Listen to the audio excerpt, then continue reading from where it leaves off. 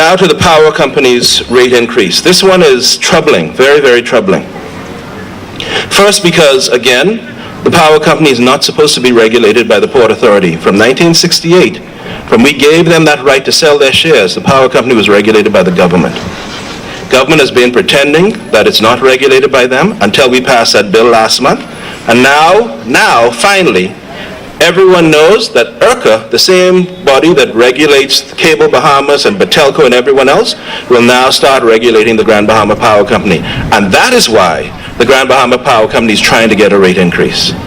Not because they're not making money, but because they want to get the rate higher before IRCA comes and starts regulating them. That's what's going on. And that's why the Port Authority is still pretending, and the government is still pretending, that the Port Authority is the entity that gives rate increases. Because the government wants to wash its hands of it and say it's not us, and the Port Authority is hoping they could quickly get that done before IRCA comes in. That can't be allowed to happen. And if it happens, just bear in mind that's a statute that will have to be changed. But let's talk about the power company a little bit. And this is the last thing I'll say on this so we can move back to the program. The power company, the Grand Bahama Power Company, is suggesting it's not making enough money. Everyone listening to me, especially the young people, I want you to do something very simple. Google this. Emera Financial Statement 2014. You see, because although our government in the Bahamas keeps information away from us, in Canada, where Emera, the owner of Grand Bahama Power Company, is incorporated, Canada insists that they tell them everything. And so they file a financial statement every year. And the last financial statement is 2014.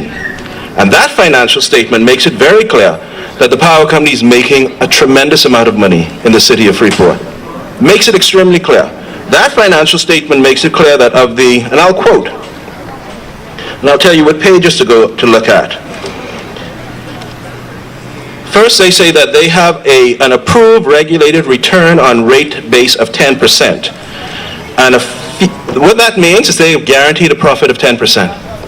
While the rest of us are struggling to make a profit, they have a guaranteed profit based on their agreement with the Port Authority for 10% rate on top of everything that they spend. I mean, if you think about that, imagine you're running a shop, and you know that whatever you put in the shop, whatever salaries you pay, whatever money you just spend badly, you're going to get a 10% rate on top of that and charge it back to the people. That's what they're saying in Emera's 2014 statement, and that's been there from 2010, by the way. I've checked the other statements, that they have a 10% flow-through mechanism, and that is on page 37. Then they say in 2014 their profit for the Caribbean was $25.5 million.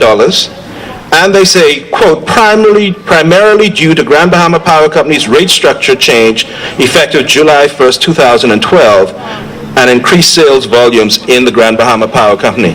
This is what people want to forget. They got a rate increase already in 2012.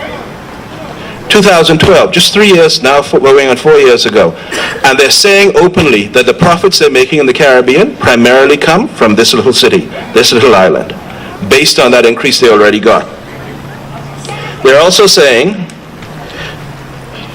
that its electric margins on net income in the Caribbean, including Grand Bahama, this is important, are influenced primarily by base rate, whereas, quote, fuel charge and fuel costs do not have a material effect on electric margin on net income.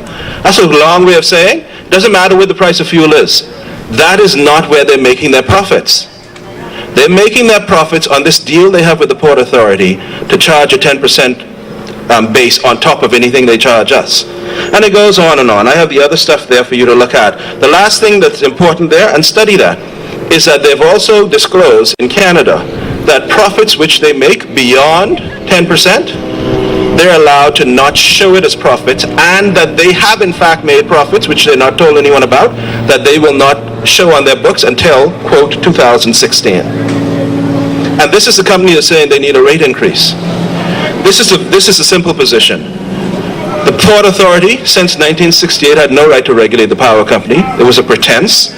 2, we have now passed an act in Parliament in the last 2 months, which put that power in IRCA, Utility Regulatory Commission and Competition Authority in Nassau.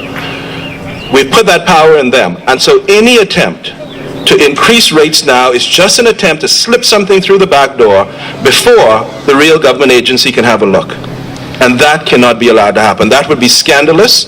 That would be outrageous for the Port Authority to do that. And I'm obviously calling on them not to do that to us. Leave it for IRCA to look at properly. Read the financial statement from 2014. See the profits they're already making. See them saying that the mass of their profits in the Caribbean come from this one little island, and that they have profits that they haven't even disclosed and won't put on their books until 2016. We should not be granting a rate increase. This has nothing to do with comparing rates, by the way, in Freeport to rates in Nassau. That's a red herring. That's a distraction. That's not the real problem here, because they have different ways of calculating rates. The problem is the rates we're paying already are too high. The company is making massive profits already, and they're trying to get an increase before finally the true government agency that regulates them comes into effect. And so all the sections are there, all the stuff for you to look at are there. Information is what will make you powerful. And especially to our older Bahamians, remember in the 60s, in 1967 and around that time, how did we get our country in our hands? By information, by knowing what was going on, and by fighting for a better tomorrow. Not by sitting down quietly and saying, oh, let whatever's going to happen, happen. Our children are worth fighting for. The last one I want to deal with before we get back to the entertainment, and I'll come back to others after this, is the sale of the shares of the Port Authority. The Prime Minister was in England the other day, came back home in November, December, and said, oh, we have to give these people this tax break, because that's the only way they're now going to go and expand the container port. And by the way, we're trying to sell the Port Authority to Hutchison Whampoa. That, not a lot of people reacted to that. And this is something we need to do in Grand Bahama. Do not limit yourself to the news coming out of Nassau. Many things that are crucial to us here are not relevant to Nassau, and they don't even understand what it means. And we need to be champions of our own news. Prime Minister made that statement, that he is negotiating or talking or hoping or expecting that Hutchison Whampoa will buy the Port Authority. Let's think about that. Hutchison Whampoa owns the container port. Hutchison Whampoa owns our Lukaya, the two most significant employers in Freeport right now. Hutchison Whampoa owns half of the Grand Bahama Development Company, meaning half of all the empty lots you see in Freeport. And now you want to give them the power to regulate themselves through the container port and the hotel and the land, and also to regulate the rest of us. I keep saying in Parliament, and I'm going to say this as much as I can, we cannot be the last colony in an independent Bahamas. The city of Freeport cannot be content to be the last colony ruled by foreigners in an independent Bahamas. We have to have an objection to that. We should feel some problem with that.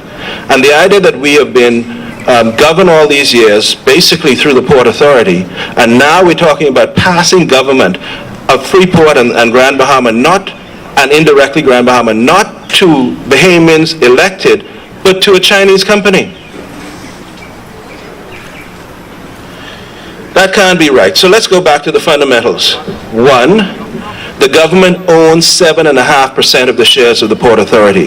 That was disclosed in a royal commission from the 1970s. No one has ever denied that. The government has never sold those shares. The government got those shares for allowing the Port Authority, the same Bengay Agreement, to take its shares out of this country. 7.5% the government owns. To sell those shares to any other private company will be to sell the future of Grand Bahama and the city of Freeport to a private company.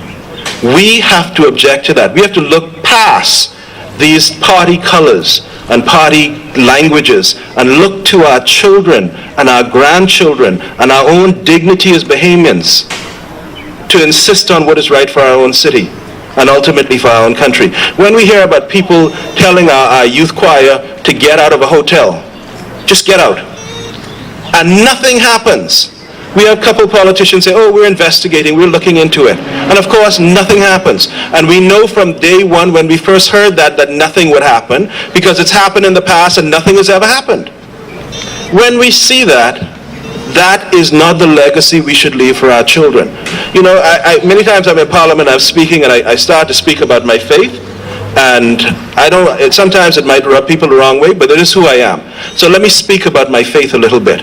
Nehemiah, in the king's court, as the king's cupbearer, and that doesn't mean he just bore the cup. That means he tasted the wine before the king, so if anyone was trying to poison the king, he tasted first. He was a trusted advisor to the king. He was the closest minister to the king. He had tremendous power. And Nehemiah understood when he said to his countrymen, he said, listen, how are our cousins doing in Jerusalem? Because of course they're in Babylon. And they said, hold on, no. Jerusalem lieth in waste, and the gates thereof have been burned with fire. Our cousins are destitute. They're looking bad. And Nehemiah understood, so long as they look bad, he looked bad. And this is what we need to understand. I don't care how much money you're making, or what position you have, or how much education you have, or how important you think you are, or who invites you to their house. If other Bahamians are living in squalor, you are living in squalor in their eyes. That's the bottom line. We are our brother's keeper.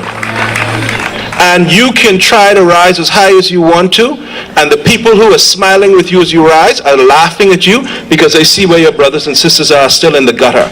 And Nehemiah ended that statement by saying, come, let us go and rebuild the wall, that we, not them, will no longer be a reproach. Me sitting with all this money in the king's court, I am a reproach because my family, my cousins are living in squalor.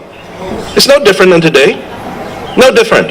And this is a simple message. People who want to talk politics to you, who want to say, oh, let's jump up and down, and I'll give you a couple dollars, and oh, from Burma Road, and from whatever else, playing with your emotions and asking you to sell your future like a bowl of porridge. That's what they're asking you to do.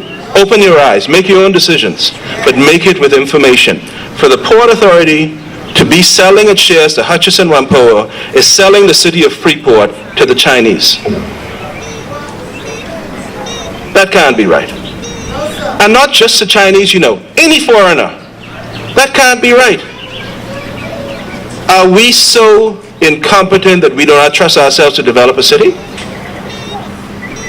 Do we really believe for a second that this city was developed by foreigners, and that it was the wealth that came out of it was developed by them? This was developed by foreigners, but the wealth was generated by Bahamians, working hard with good service and good ideas and making money, and that's how we were able to educate our people. So just make the point that if we are serious about believing in Bahamians, let's believe in Bahamians. Let's get past this nonsense of believing that we will sell the city of Freeport for another 40 years to some other foreigner to hold us and our children and our grandchildren in this type of servitude. Absolute nonsense.